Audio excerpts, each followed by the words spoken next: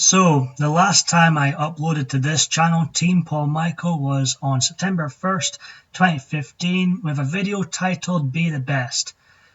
Now, I hope this channel will turn into one of the best wrestling channels out there. That's my dream anyways. I digged out one of my old figures I had as a kid. The Undertaker. He's going to join us for this video. Popping right there. Because I'm going to be talking about his legacy at WrestleMania. Let's get into it, shall we? So, The Undertaker went 1-0 at WrestleMania 7, an event that featured that fantastic match between Randy Savage and the Ultimate Warrior. The Undertaker went 1-0 against Jimmy Superfly Snuka in what was really just a squash match. Then a year later, he was in an extended squash match, basically, against one of my favourites of all time, and whom I believe was the greatest of the golden age of wrestling, from the 80s to early 90s, when Hulkamania ran wild, and that is Jake the Snake Roberts. So I would have given his match with Snuka 1 star. I'd give this 2 stars. I can only give it 2 stars because it was just a extended job match, basically. Then a year later, he was in his first stud match of his WrestleMania legacy, I guess, which I can give no stars to. Likewise with his match with King Kong Bundy. Again, no stars from me here. Both were pretty bad matches. His matches with Gonzalez and Bundy, Bundy being at WrestleMania 11. A year later, however, he had a pretty decent match with Diesel, who was on his way out to go to WCW and begin to create the second wrestling boom of my lifetime. And it was a pretty decent match. I'd award it 3 stars out of 5. Next is the main event of WrestleMania 13 between Sid and himself. Now, I like Sid and I love The Undertaker, but these two never could click in the ring. This was a horrible match to watch and one of the worst WrestleMania matches of all time. No stars. However, things picked up with WrestleMania 14 and what was one of the best build-ups to a WrestleMania match ever. The storyline between Undertaker and Kane was arguably the greatest storyline WWE has ever produced.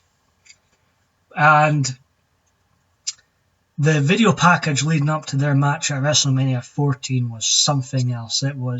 It always gives me chills when I rewatch this one.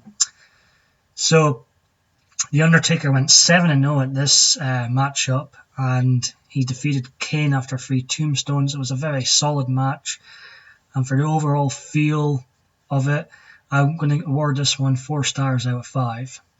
Next was WrestleMania 15 with the Big Boss Man in the Hell in a Cell match, which is best remembered for what happened afterwards. Disgraceful having a hanging like that at a wrestling show. Fake or not, it was just very distasteful, I thought. And the match sucked. I could only give it 1 star out of 5. And I like the Big Boss Man, but this match just didn't work. Fell flat. So 2 years later, he was unavailable for WrestleMania 2000. He was also unavailable for WrestleMania 10. The Undertaker debuted his American Badass gimmick in 2000, and at WrestleMania 17, it was his first WrestleMania with this gimmick. And he took on Triple H in one of 3 matches I will be covering. This, I think, was their second best match together at WrestleMania. It was a very fun watch.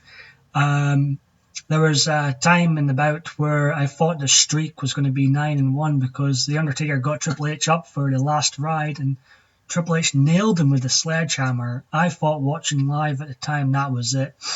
The Undertaker, his undefeated streak was going to come to an end. He wasn't going to make it to 10-0. Undertaker kicked out, and thank God he did, because the streak would go on to become a very special attraction at WrestleMania. A very fun match to watch, and I would have to, I'm going to give it 4 stars out of 5.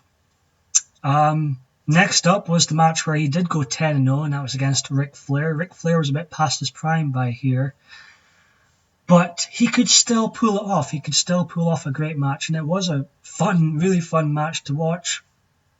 Hell, I'm going to give it 4 stars out of 5. I thought it was a very decent match, and the second best match of WrestleMania 18, only behind Hogan and The Rock. Forgive me, I still can't edit these webcam videos for some reason, but forgive me.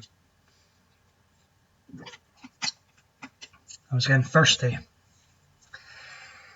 At WrestleMania 19, in quite a forgettable match, he took on the A-Train and the Big Show by himself. Later on, Nathan Jones took out the Big Show in the match, and Undertaker defeated A-Train with a Tombstone Piledriver.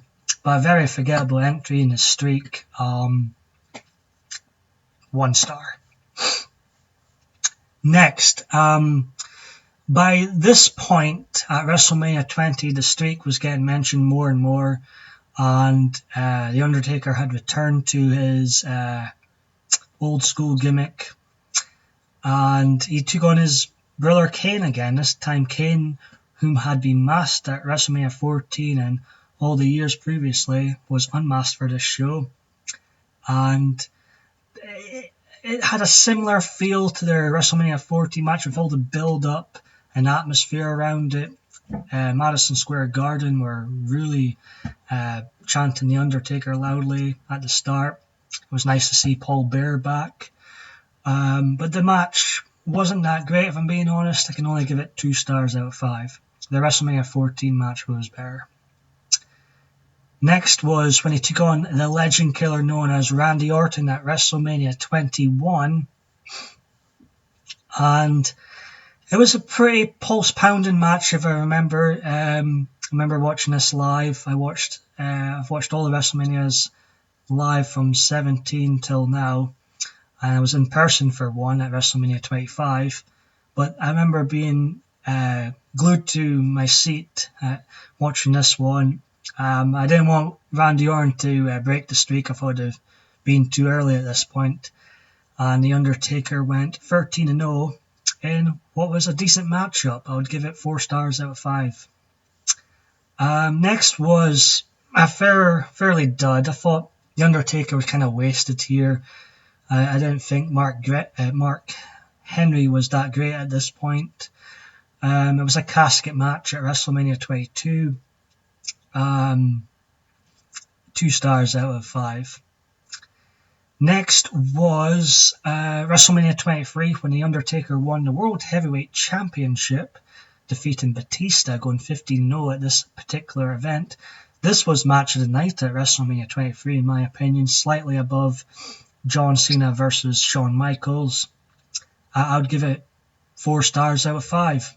And the feud they had for the rest of the year plus was one of the greatest feuds Undertaker had in his career, and that was with Batista. Later on, at WrestleMania 24, he found himself in the main event for the second time at WrestleMania. His first main event match was against Sid. Second was against Edge for the World Heavyweight Championship, where he went 16-0. And this match seems to get praised too much. I've always found it a bit overrated. But, so I can only give it 3 stars out of 5. It didn't really blow me away or anything. I don't know. I've never really saw Edge as main event material. I know I might get some hate for that, but I think he's a great wrestler, but I've never been excited for Edge. Anyways, I'm going to wrap this video up. This will be part 1 of 2 of myself talking about Undertaker's legacy at WrestleMania before he goes 23-2 at WrestleMania 33.